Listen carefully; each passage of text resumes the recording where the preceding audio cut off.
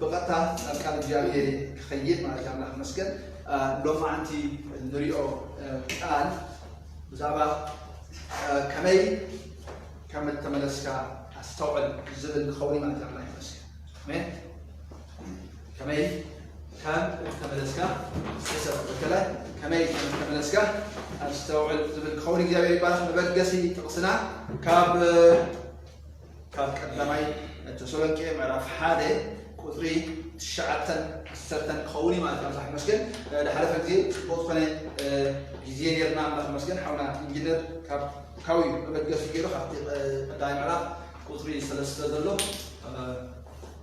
لو خا مسكن شعت كيدنا ما يجابي حساب ما يجابي مخي معنا ابز جزازي تاي رينا ما تمسح مسكن كم زي بتصحوا نتياو نحق املاخن كتغلغلو نتخاموثات تتنسو امو كاتزمت سقطع زدحننا ودو يسوس كا خار سمايات كتصبيو كاقاوتاتنا املاخ كميجركم كم تملسكم تنواخاتكم تاونا ميز بدخات نبرن بزعبانا بعلاتهم ينور يوم يوم ابزي حدا نجر يبلنا الله مسكن نتي زوم ناي تسلوكي السبات باولوس ثلاث سنوات اكن صوم صنيحو زعبا كريستوس زعبا وانجيل نجيروم دحيو اتمكرا مساعد عيد مكرا مش بزحه مالتيو نحديقوم كان تخدمو بدحلي كن زعبا امنتهم زعبا كريستوس يسلو فقري تسفا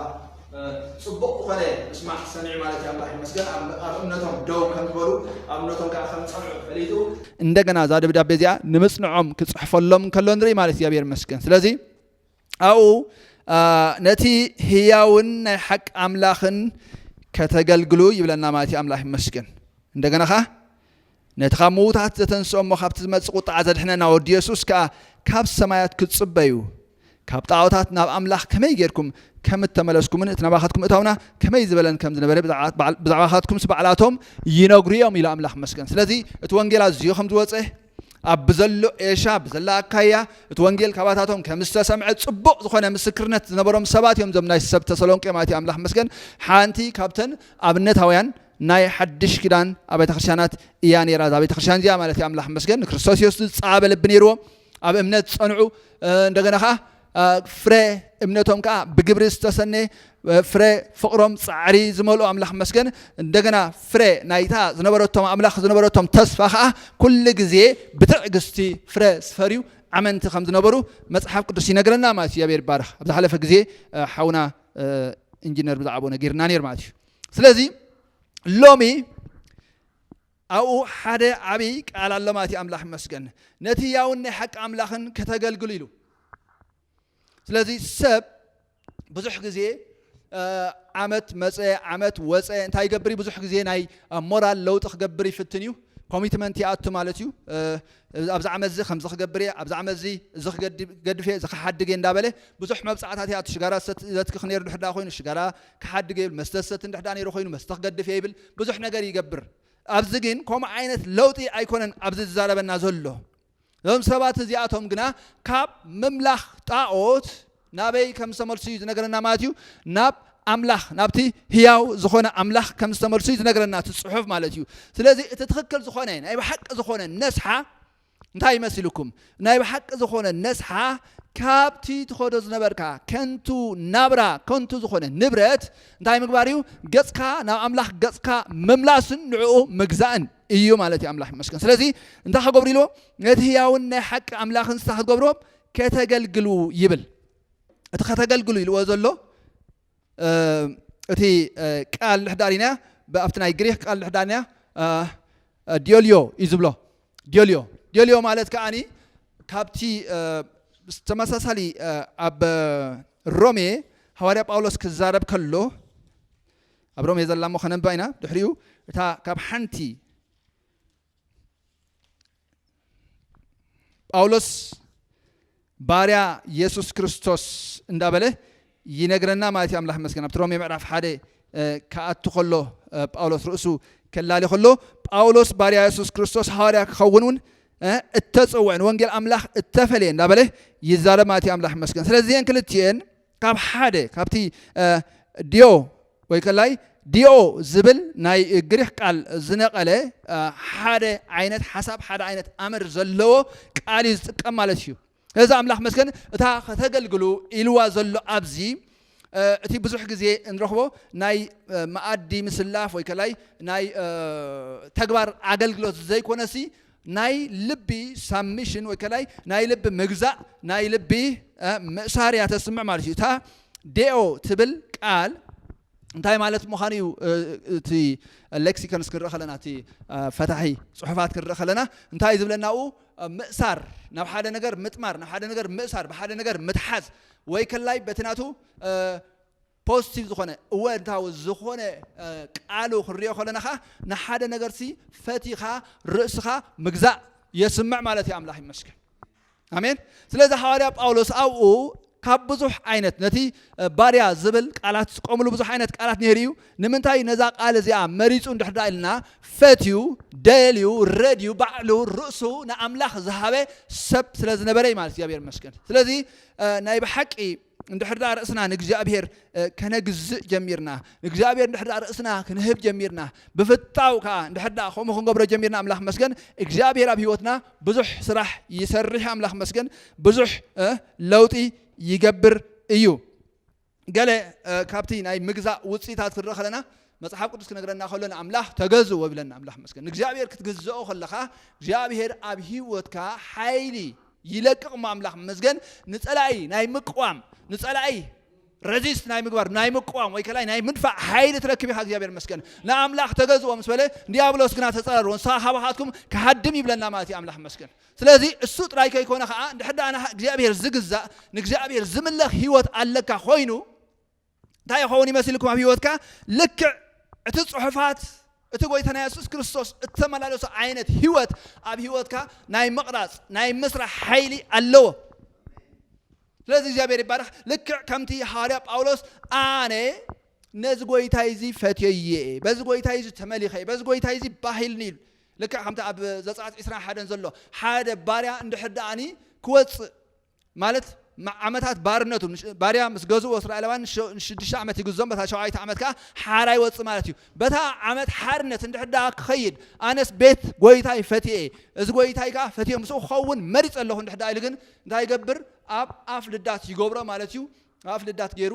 እዝኑ ብመስፈገሪ ይበስዖ ማለት እዩ ብድሕሪኡ ናይ ፍታው ባርያ ተባሂሉ ናይ ፍታው ጉዙእ ተባሂሉ ዘመኑ ብምሉእ እንታይ ይገብሮ ማለት እዩ ፈትዩ ነቲ ጎይትኡ ይግዝኦ ማለት እዩ ስለዚ ንሕና ከዓ ኣምላኽ መስገን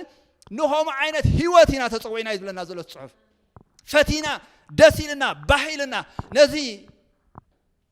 ምንም ኣበር ዘይረኸብናሉ እንትርፎ ፅቡቕ እንትርፎ ሰናይ ምንም እንታ ዘይወፅኦ ኣምላኽ ማለት እዩ ኣምላኽ መስገን ንኸነገልግል እንታይ ዝገበርና ኢና ዝመፃና ኢና ኣገልግሎት ክበሃል ከሎ ብዙሕ ግዜ ኣክቲቪቲ ኣብ ኣእምሮና ዝመፅእ ኣገልግሎት ክበሃል ከሎ ስብከት እዩ ዝመፅእ ኣብ ኣእምሮና ኣገልግሎት ክበሃል ከሎ መዝሙር እዩ ዝመፅእ ግና ኸ ኣምላኽ መስገን ዝዓበየ ኣገልግሎት ግን እግዚኣብሔር ይባርኽ ርእስኻ ንኣምላኽ ሳሚት ገብር ከለኻ ርእስኻ ንኣምላኽ ከተግዝእ ከለኻ ርእስኻ ንኣምላኽ ከተምልኽ ከለኻ እዩ ስለዚ ኣምላኽ መስገን ንኸምዚ ዓይነት ሂወት እዮም ካብ ምንታይ ተመይሶም ማለት እዩ ካብ ጣዖታት ምናልባት ሎሚ ግኡዝ ጣዖታት ኣይህልውን ይኾኑ ግን ብዙሕ ነገር መሊኹና ነይሩ እዩ ብዙሕ ነገር ገዚእና ነይሩ እዩ ሓጢኣት ብዓብዩ ባርያ ገይሩ መሊኹና ነይሩ እዩ መጽሓፍ ቅዱስ ክዛረብ ከሎ ሓጢኣት ዝገብር ዘበለ ኩሉ ንሱ ባርያ ሓጢኣት ይብለና ኣምላኽ መስገን ሎሚ ግን እግዚአብሔር ይባረኽ ሳላ ንክርስቶስ ኢየሱስ ፈለጥና ማለት እዩ ሳላ ናብቲ ሂወት ኣምላኽ ዝመፀና እንታይ ኮይና ኣለና ሂወትና ተቐይሩሎ ኣብ ሮሜ ሓደ ክፍሊ ከንብበልኩም እየ ሮሜ ምዕራፍ 6 17-18 ትሕት ኢለ ኸመይሸ 22-23 ከንበልኩም እየ ቀደም ባሮት ሓጢኣት ነርኩም ሲሉ ቀደም እንታይ ነርኩም ነበረ ዝኾነ ላይፍ ስታይል ወይ ከላይ ናይ ሂወት ቅዲ ኣሎና ማለት እዩ ኣነባብራ መንገዲ ኣሎና ንስኻ እንታይ እዩ ቀደም እንታይ ነርኩም ኢኹም ባሮት ሓጢኣት ነርኩም ኢኹም ኢሉ ግና ኸ ካብ ሓጢኣት ሓራ ምስ ወፃእኹም ንፅድቂ ተገዛእኹም እግዚአብሔር ይባረኽ ናብ ኣምላኽ ምስ መፃና ካብ ሓጢኣት ሓራ ወፂና ንእግዚአብሔር ክንገብር ጀሚርና ክንግዛእ ጀሚርና ተገዚና ነቲ ናይ እግዚአብሔር ሓሳብ ነቲ ናይ እግዚአብሔር ምኽሪ ነቲ ናይ እግዚአብሔር ኣጀንዳ ርእስና ሂብናዮ ነቲ ናይ እግዚአብሔር ቃል ማለት እዩ ኣምላኽ መስገን እንታይ ጌርና ነቲ ክቐርፀና ክሰርሐና ዝኽእል ምህሮ ምሳሌ ምህሮ ተዋሂብና ይብለና ኣምላኽ መስገን ድሕሪ ቀፂሉ ነቲ ተዋሃብኩሞ ምሳሌ ምህሮ أو مثال مهر الوزلو form of teaching لو pattern of teaching يبلو كمزي مقرصي ويكلاي مسرحي عينت مالتي እግዚአብሔር መስገን أو أبتقال مسعاتنا جن قرص حزنا وصينا قرص زي نبرنا علامة زي نبرنا مودعتنا أزيو عنوات زنبرنا سبات مالتي أملاح مسكن نحنا نصدقي مستجزانا نتوهبنا يوم مثال مهروخ مستجزانا كاب لبي سلا اتجزاكم قنا نعملاح سبحات يخون نبلنا أملاح مسكن آمين حرق الصلاة بلو تي وصيت ناتي نقرنا أسبح حتى أسموتي وهو بترجع أملاحنا بكريستوس يسقيتنا نايز العالم حوتي حجنا خاب حتى حرا سلت وزاخم نعملاخون سلت جزاخم فريخم نقدسنا خوين الله موداتوها نايز العالم حوتي حوي حفتي فريخا نقدسنا زخنة فليت خلاص خان كاي خان كان فليت سلت خان كي خان كن جناخ أملاح مسكن أبيوتكي دقرص زرح نايك زابير حيلي نايك زابير قال سلت سجلت أملاح مسكن سلتي نوع نزق على زي نز حساب زي نز مخر زي بستوها بنا متن أبيوتنا نايك زابير حيلي خره بجديو آمين نهار كتصلا بيلو كتجزو كتجلجلو مسبله نتخموتا تتنسوم خمس مسقطع زد حنا ود يسوع كريستوس أو قديمه محجي نتي متصباي زبل حساب تزاريبو لي أو يكون كنا هتكري أبتز مسقطع عيلنا الله كبرنا أملاح يكون حزب أملاح كاب قطع زملتك حزبيها كاب قطع زملتك حزبيها بزح كونفيجن الله مزنا كورونا تتحيز زمته بزح حتتات بزح وطري الله كفيلاو بزخنا من قد نتهزب أملاح وانت نخيف وزل نجار مالتيو إذس قطع أملاح دخوني خون إذس لو إجابير كاب قطع أملاح تبجيك هاي إجابير مسكن قطع أملاح نعاخر هاي جبريو أي ملكة إجابير مسكن هذه قال الزرار بزخنا نتبتات كنا العلنا لما أنت مالتي أملاح مسكن كناخ إجابير بارس كام مودعته سمعني يخم قطع أملاح يلني ولا لخو مقطعات يلنا يكون كنت ولا لخو مقطعاتي الله كريينا جناح እግዚአብሔር መስገን نحنا ግን ከወለድ አምላክ እግዚአብሔር ይባረክ ከም ዝጽሑፍ ዝለና ዘሎ ካብቲ ዝመጽእ ቁጣ እንተ ኮይናይና አምሊጥናይና ሓራ ወፂናይና እግዚአብሔር መስገን እንድሕዳሪና ኣብ ቀዳማይ ተሰሎንቄ ኣብ ቀዳማይ ተሰሎንቄ ምዕራፍ 5 አምላክሲ እንታይ ይገብረናሉ ንቁጣ أيمدبنا نيلنا الأملاح مسكن آمين كاب قطعة أخوينا إنا حارة وزينا إنا جزابير بارخ كاب ودك أتزبل خلو حارة وزينا إنا أب جلاتي أخيدي بخمي من قدي أملاح كاب قطعة زي أو زينا بخمي من قدي جزابير كاب زي حارة زجبرنا أملاح مسكن أب جلاتي أخذ كله تمسح سالي كاب قطعة زد حننا إلا أملاح مسكن زد حننا بخلوتي عينة فورم دا لابد يتقاملو جناح أملاح مسكن ودو نايك زعبير سراحي أملاح مسكن ببجزيو أبيوتنا فتصم مدحان جنالو أب جلاتيا حادر بعته كاب زعبير أبونان كاب تخن فقد أبون أملاح كاب ذا حج ذا أكيد عالم من تخد حنا نايلو بسرحات ياتنا نفسه ذهبه قويتنا يسوع كريستوس أجان سلامن يبردكم أبذهب لنا الأملاح مسكن كابزا حج زلا انت هاي دخونت اكيت علم اذا زلا اكيت علم نطفات تمدبت يا اذا زلا اكيت علم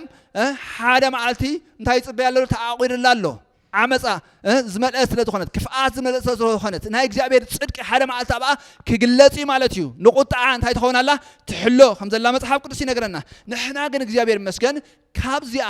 اكيت علم تاي دخوناينا زملتناينا امين كابزا حج زلا انتي اكيت عالم ما انت خدحنا نايلو بسر حاتيتنا نفسه ذهب قويتا from this present evil world دبلنا كابزا حج زلا كفاية عالم بحاتي استجزت بخفاءات استجزت نحاول نتنايزل عالم طفاءات انتي تخون دلا التحلو زلا خابت سيستمتي وصيناينا امين حجي at present بزح جزيه نتناتنا ناي مدحن صراحة ساين قبرينا نسجاجرو حدا معلتي نبيلنا ناي كريستوس يسوع ناي مدحن حيلي كاب حجي زعي آمين كاب حجي زعي إجابير يبارك من قصة أملاح أباخلا ناي إجابير من قصة حيلي أبي واتكم تاي تخون الله تقلص الله إجابير مسكن بمن تاي تقلص عند حدا الله بصدق تقلص الله أملاح بسلام تقلص الله إجابير يبارك بحيلي تقلص الله من قصة أملاح سيب بمنفس قد سلام صدقن حاجوسن ينبر بالعلم السنة يكونتين ولا نكذب يبارك بمن تاي تجزء الله نحنا بفوس تجزء الله يس أبتي ماتيوس كزارب كله بدعوة ناي قويتنا يسوع كريستوس ممسح كزارب كله سي أتي بنبي إسحاق نسقنا بسن جبنا أصل بسرع بسنة تخات كذا زبط صحف من تخفت أمسيلو الله مسكن بزل عينة حمام دناسن كم زحوة نخلهم كم زاد عام بقالو خا أغان أنت خمسة أي نقرنا ما تي الله مسكن صحف مثلا كفت سام تصحف تاجر وي قويتنا يسوع كريستوس فتسيم وي سلازي لوم يجابير يبارك سلا بكريستوس يسوع مدحانك أتي أبز عالم ز أوبريت جبر مرجم أبا خاي عينيو أبز عالم ز أوبريت جبر حمام أبا خاي عينيو أبز عالم أوبريت جبر كله عينت أبز عالم سرح كل عينت نايت علمات هالسرحة أبا خا سلطان يبلون أملاح مسكن نايتي قال منفس نايت قال برهان أبيوتنا وسيدنا كنت قمر له خلنا نقال هنا أملاح مسكن مريشيت نقبرنا الناس تنتنا هاني كريستوس يسوع زي غير اللي كمل خلنا نتنا مسكل وعلت نبيوتنا مسينا كنلا ما مدخلنا እግዚአብሔር ይባረክ እዚህ ነው ብሎ ዘለና ኩሉ ናይ ጸልማታ ሰላራህ አይገበርኒ አብህይወትና አይይኒ ግላኸ ሓደ ነገር አለ አብ ጴጥሮስ ክዛረብ ከሎ እቲ አብ ዓለም ዘሎ ኮራፕቲቢሊቲ ወይ ከላይታ አብ ዓለም ዘሎ ጥፍአት كاب سلستن أربعة نسخهم بوي مش ميسوس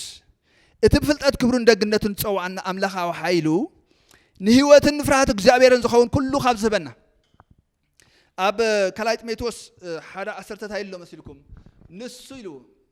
بوانجيل له نهيوة زي مدفعنا برهان زوجان نموت سعر إلى أملاخ مسكن نهيوة زي مدفعنا كه بوانجيل نبرهان زوج إلنا الأملاخ مسكن كريستوس يسوع تاجر وي مسيلكم نموتن حيل موتن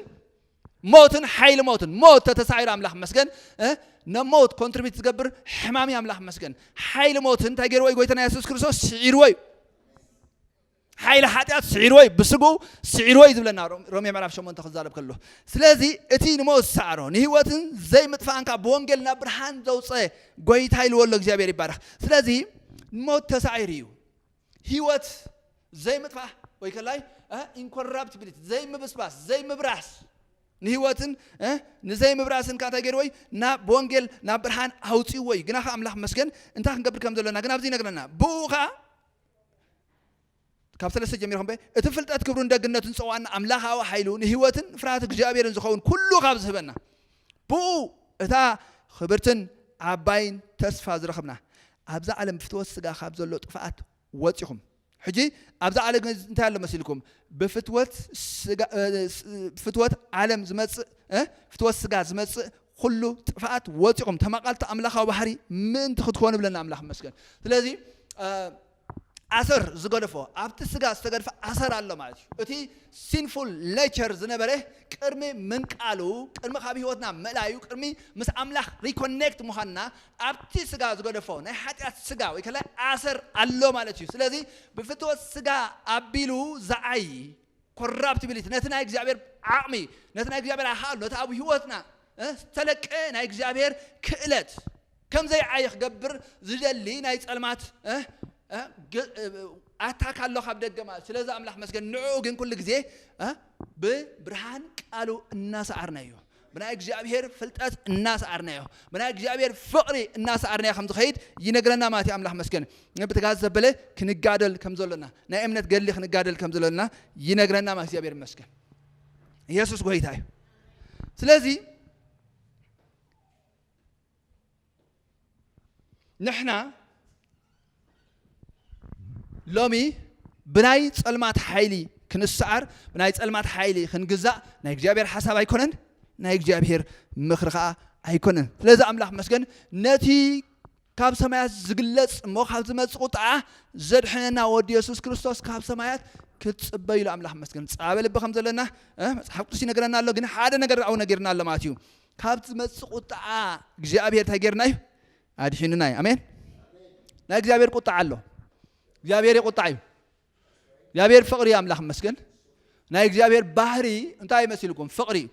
ሕጂ እግዚአብሔር ይቁጣዕ ክንብል ከለና ሰባት ኣይመስሎም መሲልኩም ከምዚ ሰባት እኒና ድሩታት ኢና በቲ ኣብ ከባቢና እንሪኦ ዓይነት ኣተሓሳስባ ኢና ንሓስብ ልክዕ ከምቲ ኣቦኻ ተቆጢዑ ዝሃርመካ ምሻሎ ሎጂካል ዘይኮነ ኣተሓሳስባ ርትዓዊ ዘይኮነ ሓሳብ ሒዙ ኣብ ሂወትካ ብዙሕ ማሕሰይቲ ከም ዘምፃልካ ዓይነት ኣተሓሳስባ ክንሓስቦ ኣይኮንኩን ዝደልደለኹ እግዚአብሔር ርትዓዊ ዝኾነ መንገዲ ማለት እዩ በቲ ናቱ መዐቀኒ በቲ ናቱ መለክዒ ሰባት ኣብ ሓጢአት ጠንቀላላ ክብሉ ከለዉ ሓጢአቶም ክመልኡ ከለዉ ፅውኦም ክመልእ ከሎ ናይ እግዚአብሔር ቁጥዓ ናይ እግዚአብሔር ፍርዲ እንታይ ይኸውን እዩ ይለዓል ይግንፍል እዩ ማለት እዩ ይግንፍል እዩ ምክንያቱ ንሱ ጻድቕ ኣምላኽ ኣምላኽ መስገን ልክዕ ከምቲ ፍቅሪ ዝኾነ እግዚአብሔር ይባረኽ ጻድቕ ኣምላኽ ስለ ዝኾነ ካብ ጽድቁ ዝተላዕለ ዝግንፍል ናይ እግዚአብሔር ቁጥዓ ኣሎ ካብቲ ንኽብሩ ዘለዎ ኣኽብሮት ፍቅሪ ዝተላዕለ ዝግንፍል ናይ እግዚአብሔር ቁጥዓ ኣሎ ማለት እዩ ስለዚ እቲ ናይ እግዚአብሔር ቁጥዓ ክግንፍል ከሎ ናይ እግዚአብሔር ቁጥዓ ክግለጽ እንከሎ እግዚአብሔር ምሻሎ ከምዚ ኣእምሮ ስሒቱ ወይ ከላይ ነገራት ተደራብሽዎ ተደናጊርዎ ኢሞሽናሊ ተቀጻጺሉ ነዲዱ ኣይኮነን ዝገብሮ መለክዕ ኣለዎ መግበር ኣለዎ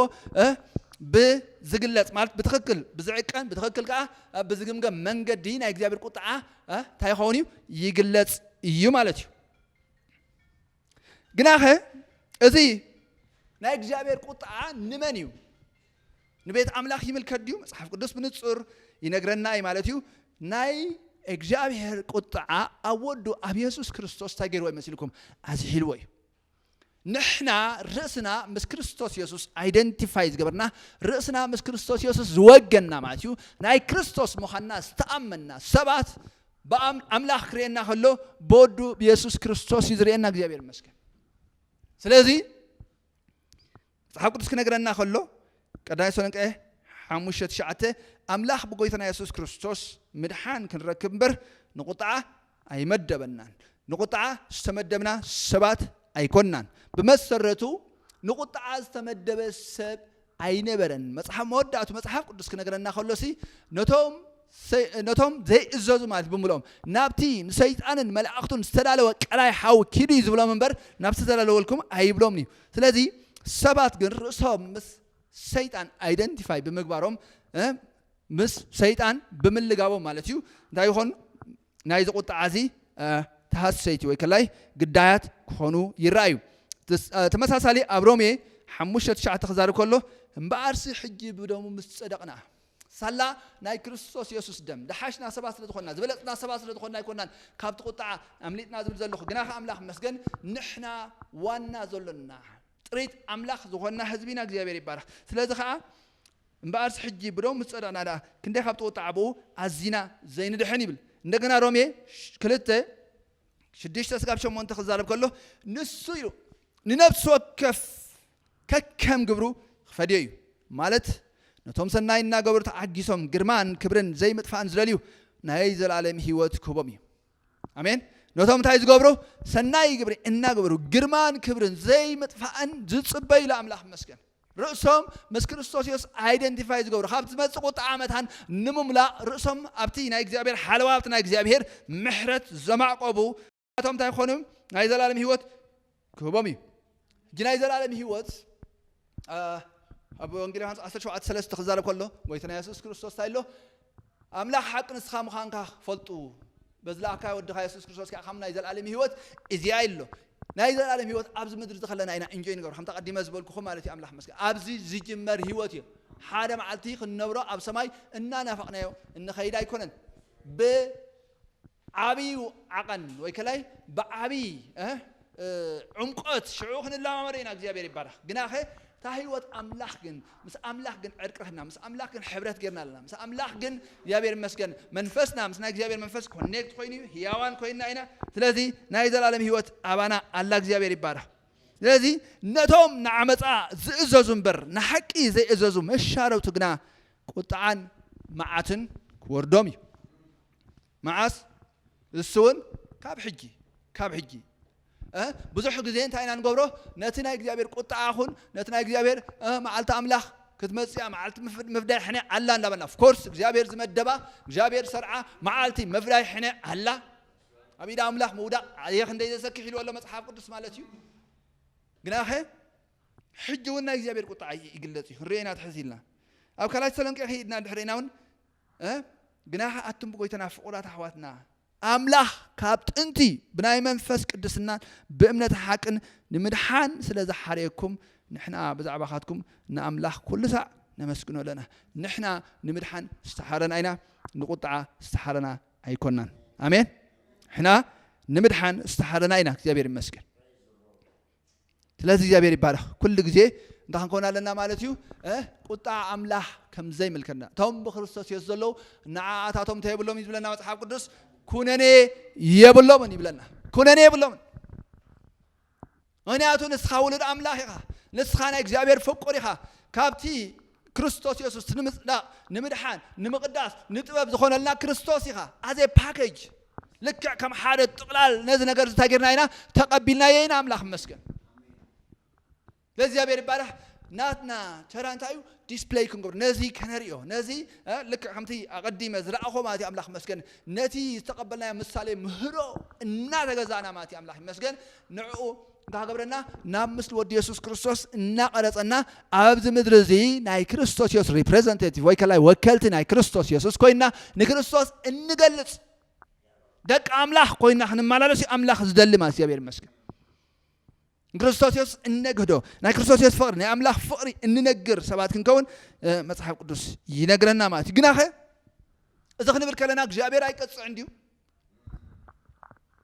مصحف قدس كنجرنا بنتصور نجرنا له بنتصور نجرنا له ما تي أملاح مسكن عند حدا بزيتها كلهم زحبر لا قطعات عند حدا أخينا ولد إنا خن بلون هينا خلينا أب معرف عصر تخلته الرومية خن كيدينا كل تعينت قطعات هلو تحادي عبيت جزابير كونكا عبيت أملاح كونكا زوهابك ديسيبلين زوهابك تكساس زوهابك مقرنتا زوهابك قطعات خون كله ادخال أيجين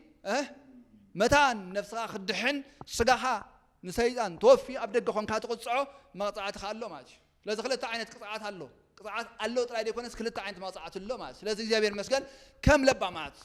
كم بالهتات ماتي أملاح مسكن نتهم نتي ب نبي تخشان مرحت زوها بنات قصاص معدا بزقبا كنت كملو مصحف قدس هاو زخنه ممرحي مالتي يابير مسكن اب حجه زقبل كله كل غزي حاسبو زلنا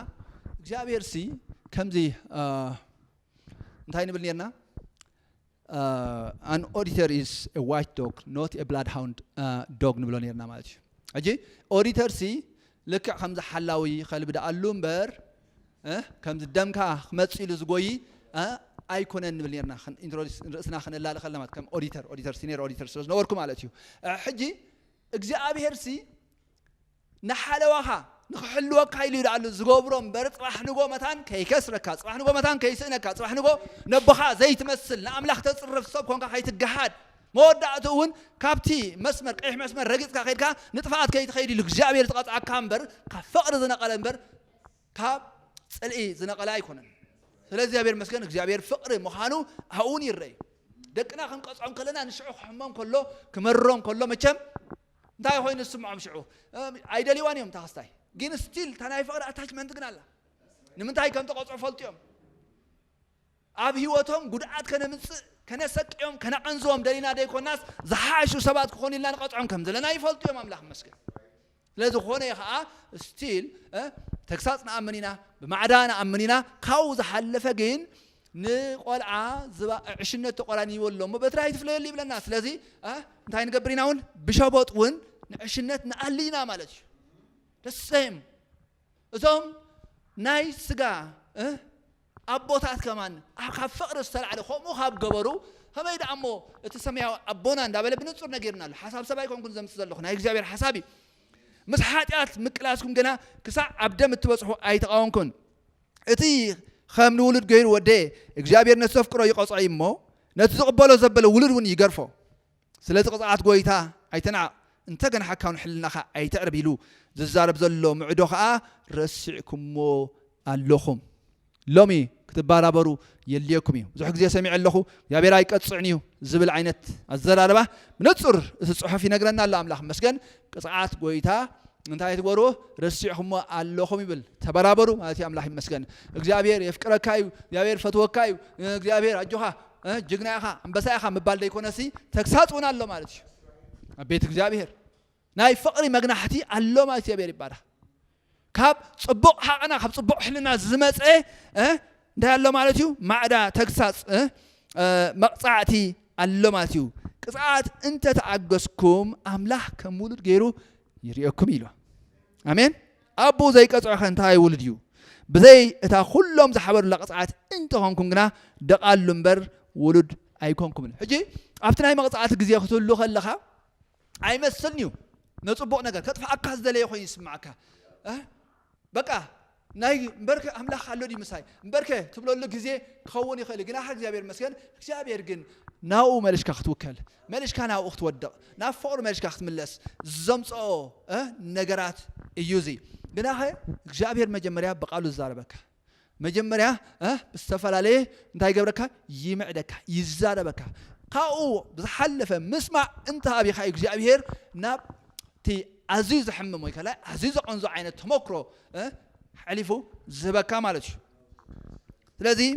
ኣብ ርእሲ እውን ዝቐፁና ቦታት ስጋ ካብ ዝነብሩና ኢሉ እሞ ካብ እንሓፍሮም ብህይወት ምእንቲ ክንነብርሲ ነታ ኣቦ መናፍሲ ኣዚና ዶ ክንእዘዞ ኣይግባኣናን እዩ እቲኣቶም ንቁሩብ መዓልታት ከም ተራእዮም ገይሮም ቀፅዑና ንሱ ግና ካብ ቅዱስን ምእንቲ ክንማቐል ኢሉ ንጥቕምና እዩ ዝቐፅዓና ቅፅዓት ዘበለስ ንግዚኡ ንጓሂ እምበር ንሓጎስ ከም ዝኸውን ኣይመስልኒ እዩ ንዳሕራዩ ግና ነቶም ዝለመድዎ ናይ ሰላም ፍረ ጽድቂ እዩ ዝፈሪ ምእንቲ እንዳበለሽዑ ምእንቲ ነተን ዘርጋሕጋሕ ዝብላ ኣዳውን ወለል ዝብላ ኣብራኽን ኣቕንዕወን እቲ ዝሕንክስ ክሓው እምበር ካብ መንገዲ ምእንቲ ከይወፅእ ኣእጋርኩም ትኽ ዝበለ መንገዲ ግበሩ እንዳበለ ይዛረብ ማለት እዩ ኣምላኽ ይመስገን ስለዚ እግዚአብሔር እንታይ ዝገብር ማለት እዩ ዝቐፅዓካ ንሓደ ነገር እዩ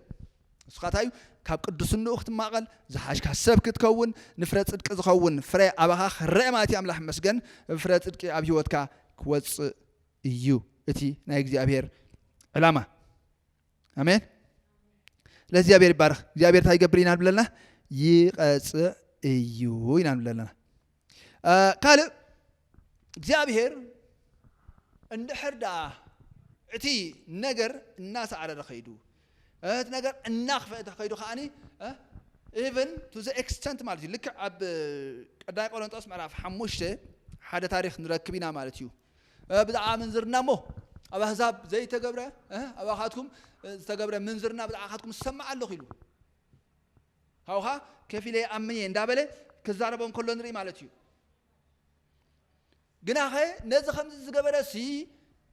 ነፍሱ በታ መዓልቲ ጎይታ መታን ክድሕን ኢልኩም ከማ እንታይ ገርኩም ኣይቀፅዓኹምዎን ኣይገናሕኩምዎን ኣይገለልኩምዎን እንዳበለ ይዛረቦ ማለት እዩ ግና ኸ ሽዑ ኣብ ቀዳይ ቆሮንቶስ 5 ካብ 3 ስጋ 5 ኸምበ ኣነ ግና ኢሉ ብስጋይ ርሑቕ ክነሰይ ብመንፈስ ምሳኻትኩም እየ ንስኻትኩምን መንፈሰይን ብስም ጎይታና ኢየሱስ ክርስቶስ ኣኪምና ከሎና ብሓይሊ ጎይታና ኢየሱስ ክርስቶስ ከም ዝገበረ መንፈሱ በታ መዓልቲ ጎይታና ኢየሱስ ምእንቲ ክድሕንሲ ንጥፋእ ስጉኡ ንሰይጣን ክውሃብ ከም ምሳኻትኩም ኮይነ ድሮ ፈሪደ ኣለኹ ስለዚ እግዚአብሔር መስገን ነዚ ናይ እግዚአብሔር ፍርዲ እንታይ ዝብል ዘሎ ነዚ ናይ እግዚአብሔር ሓሳብ ናይ እግዚአብሔር ካውንስል ሒዙ ናይ እግዚአብሔር ምኽራሕ ሒዙ ማለት እዩ ኣምላኽ መስገን ኣነን ንስኻትኩምን ብመንፈስ ምሳኻትኩም ተኣኪበ ከለኹ ርሑቕ እዩ ዘሎ ምክንያቱ ነቲ ናይ ቤተ ክርስቲያን ኣውቶሪቲ ታገብር ኣይደለየን ክጥሕስ ኣይደለየን ለዚ መንፈስ እግዚአብሔር ከዓ ኣብኡሎ ሰሚርዎ ኣሎ ማለት እዩ ኣምላኽ መስገን ከም ምሳኻትኩም ኮይነ ድሮ እንታይ ገይረ ኣለኹ ፈሪደ ኣለኹ ኢሉ መታ እንታይ ክኸውን ኢሉ በታ መዓልቲ ጎይታ መታ ነፍሱ ክድሕንሲ ስጉኡ ንሰይጣን ክወሃብ ስጉኡ ብሰይጣን ተኸውን ኣፍሊክትድ ክኸውን ክሳቐ ንናይ ሰይጣን ስቃይ ክወሃብ እሞ ሽዑ ነቲ ናይ እግዚአብሔር ምሕረት ትፈልጡ ዲኹም ናይ እግዚአብሔር ምሕረት እኮ ሓደ ግዜ ንለማመዶ ኢና እግዚአብሔር መሓሪ ምዃኑ ስለንፈልጥሲ ሓንቲ ስቴፕ ንኸይድ እሞ እስ ኦኬ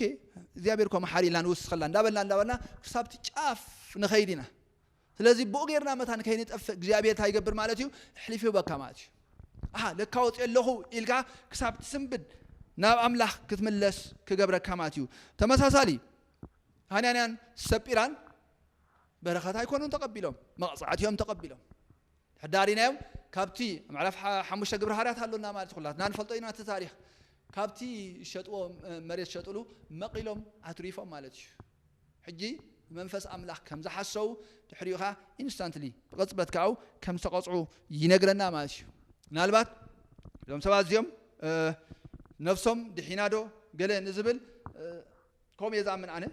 كم يحسب مالتيو نفسهم كدحن متى نبز قدرة طفعت نبز قدرة حسود نبز قدرة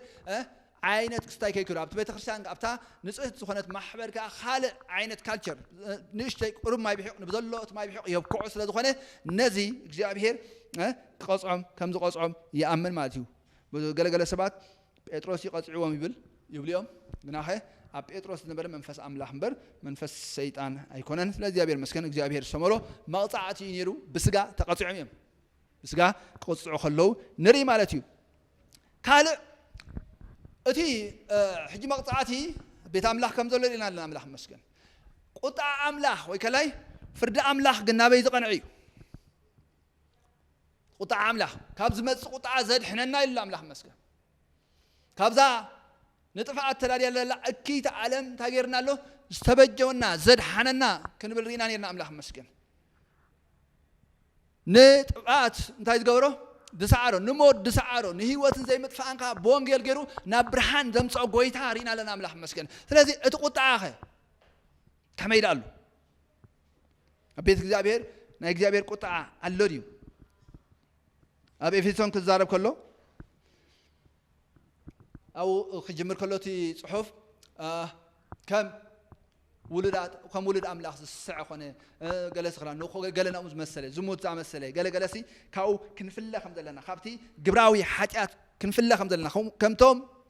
ولد أملاخ مس جانا دامبر جلنا زم مسألة نجر أي سمعهم دابله أنيحو تحت غير شعو أو كتر شد الشيء بسرزي أب توم دك زي مزاز قطع أملاخ يورديو أب توم دك زي مزاز هاي جبريو قطع أملاخ يورديو رأسو عند حدا سب مس كريستوس يسوع identify زي قبر رأسو عند حدا مس ناي كريستوس يسوع هوت عند حدا ده زامد أبقى تعيد نبر ونياتو لك عم تاب رومي يدر أنا يوه حجدا بدمو مسأدقكم كابت قطع كندي أزهم زي تدحني لنا له ስለዚህ ካብቲ ቁጣ ምድሃን ካብቲ ቁጣ ሙምላእ ዝኾነ ልካሲ ብደም ኢየሱስ ክርስቶስ ምስተበጀኻ ዳአሉምበር ክርስቶስ ኢየሱስ ንብዘላ ዓለም ሞይቲ ስለዚ ቁጣ አምላኽ የለን ክንብል አይነኽሊና እንዳራና ክንከይድና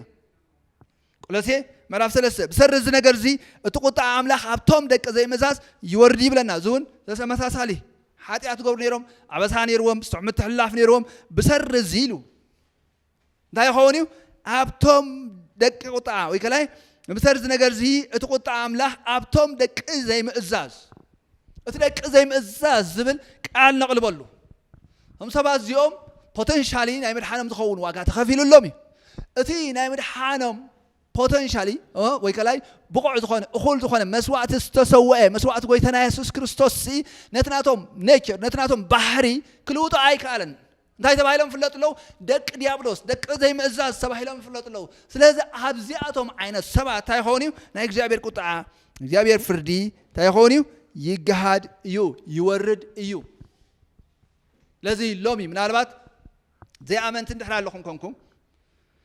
مالت نخرستوس يسوس كالصعب بوساني زي مدبكم مالتيو حدا نقر كنو بروكم يدلي نايم دحانكم ملؤ زخونة واقع تخفيليو صحاب قدس كنا قرنا خلوه أجا أملاح تقليتي مو نخل السبكة مدحان عمتيو تناي مدحان قرب نخل السبت أخوينيو قريب الليو قنا خا السب ناتو من رجالو هيوت كحري ويموت كحري سلذي لومي كابتي نايدك إيدي مئزاز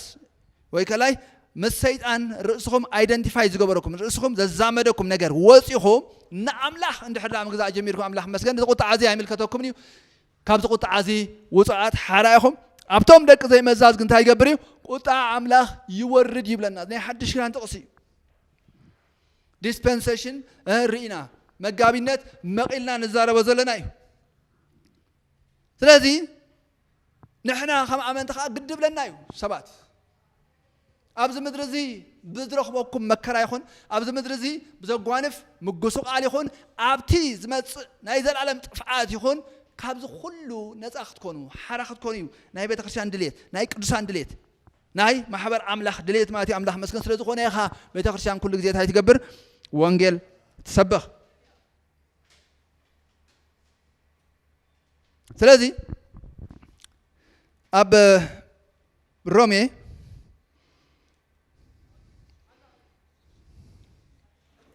ምዕራፍ 2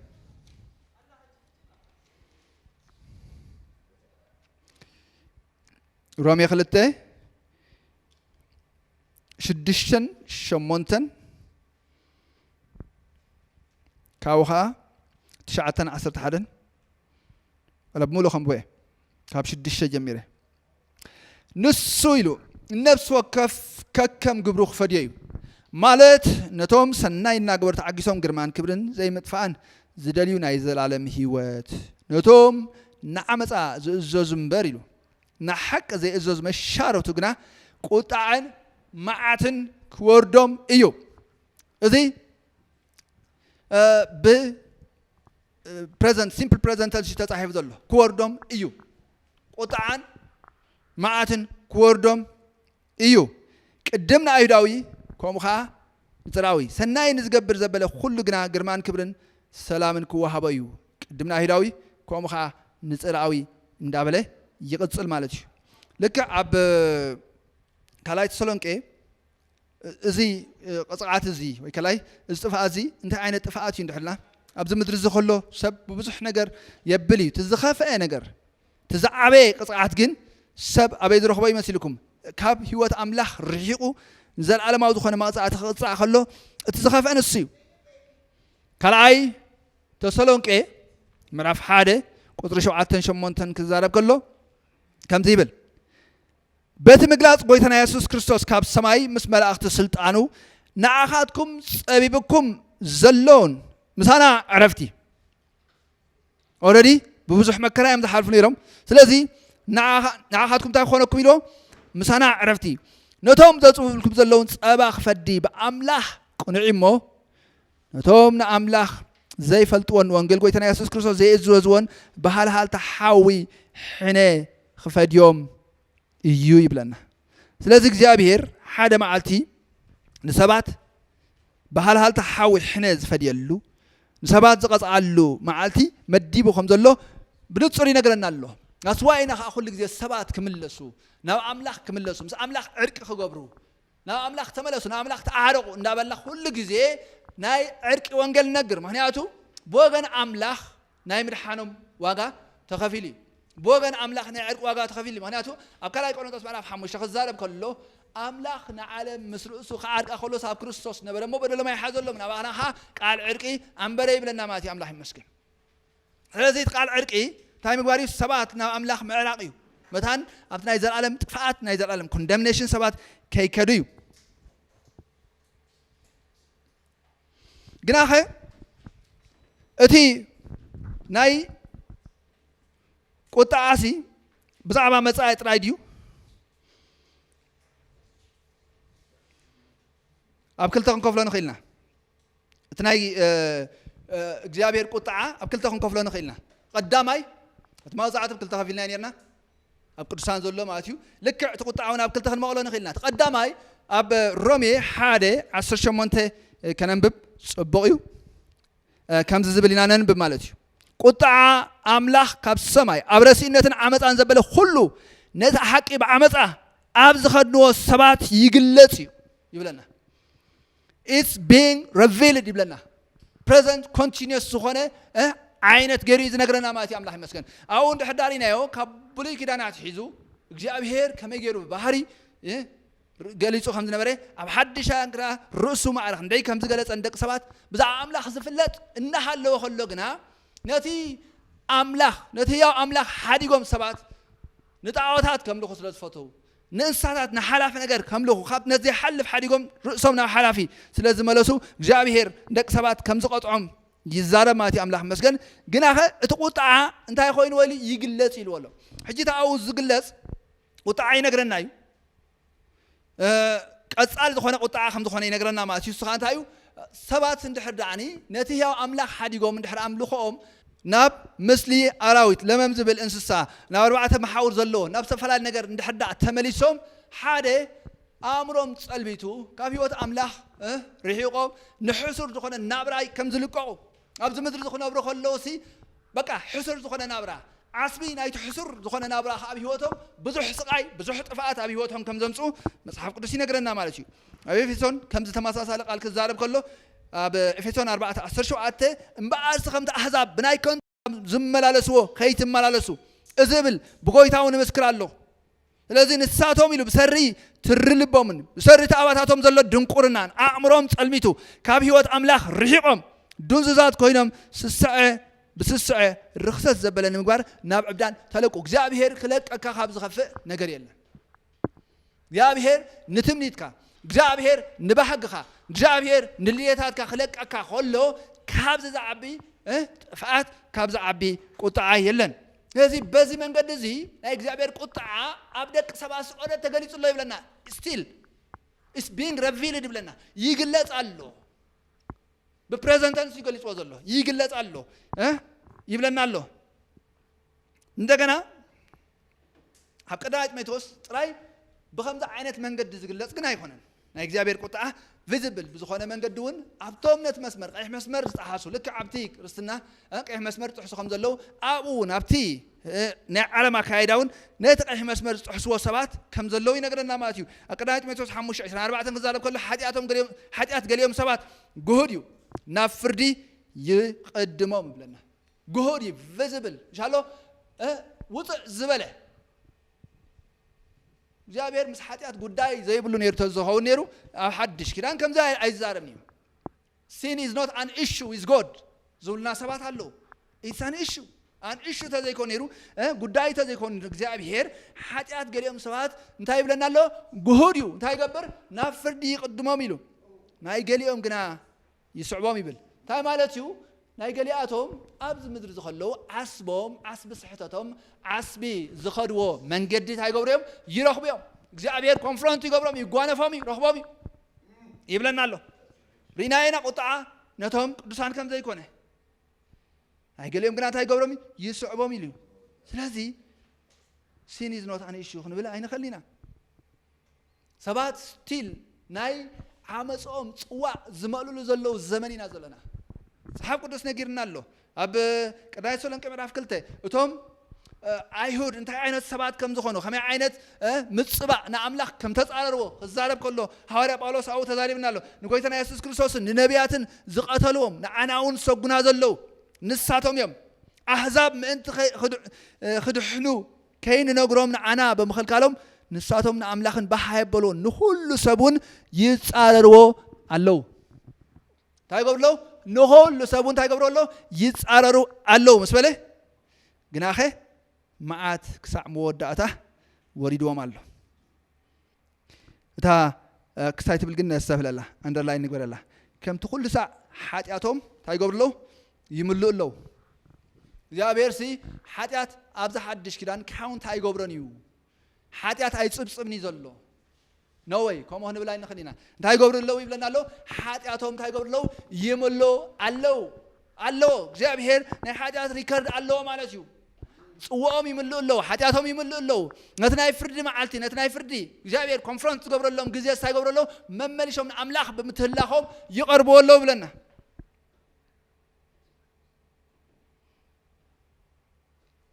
ከምቲ ኩልና ንፈልጦ ኢየሩሳሌም ዳዓነወት ብሰሪ እቲ ዝገበርዎ ሓጢኣት እዩ። ቤትኩም ኣንያ ክተርፍያ ኢልዎም ጎይታና ኢየሱስ ክርስቶስ ግብራዊ ዝኾነ ነገራት የዛርብ ዘለኹ ኣብ ግብረ ሐዋርያት ምዕራፍ 12 ክንርኢ ከለና ሄሮዶስ ነቶም ሰብሲዶና ሰብጢሮስ እንታይ ኮይኖም ነይሩ ተባኢስዎም ነይሩ። ብድሕሪኡ እንታይ ናይ ክሳይ ምግብሲ ካብኡ ስለ ዝነበረ ክዕረቕዎ ደልዮም ክዕረቕ ምስ ደለየ ሽዑ ሓደ ፍላተሪንግ እንሻሎ ብጣዕሚ ነቲ ንጉስ ልቡ ዘዕቢ እንደገና ንኣምላኽ ዝወሃብ ክብሪ ንሓደ ሓላፊ ሰብ ክህቡ ጀሚሮም ሕዳሪና ኣብቲ 12:21-24 ሄሮዶስ በታ መዓልቲ ቆፀራ ልብሰ መንግስቱ ለቢሱ ኣብ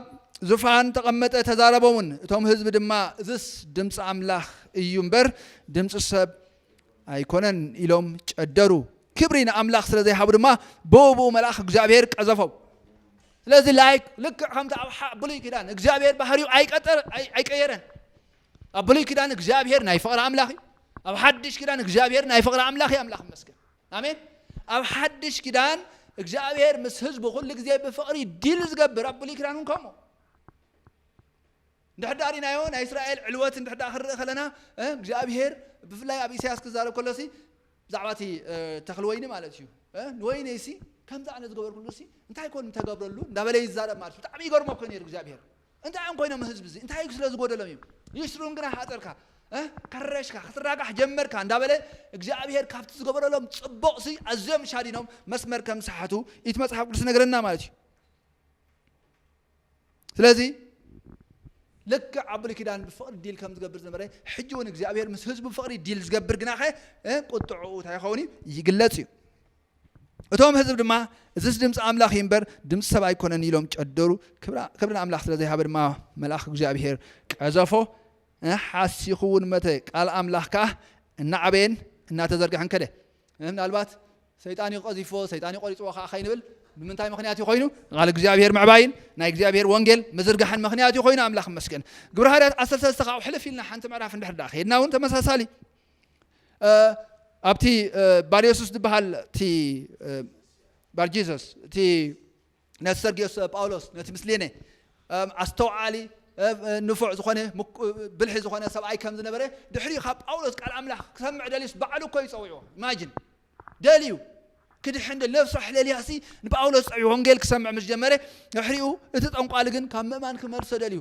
ኢድ አምላኽ ከዓ ተገሊፃ እግዚአብሔር ይመስገን ናይ ሰይጣን ኢድ ኣይኮነትን ተገሊፃ ናይ ጳውሎስ ኢግኖራንስ ኣይኮነን አክት ክገብር ገይርዎ ናይ እግዚአብሔር መንፈስ ደሪኽዎ አምላኽ ይመስገን ናይ እግዚአብሔር ቁጣዕ እዩ ኣው ክግለጽ ከሎ ንሪኦ ግናኸ ኤልምያስ ጮንቃሊ ስሙ ከምኡ ይትርጎም እሞ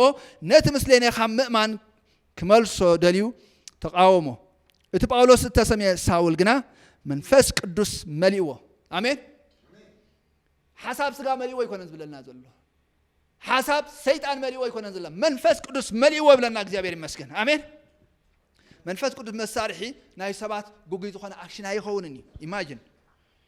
መንፈስ ቅዱስ መሊእዎ ጠመቶም ኢሉ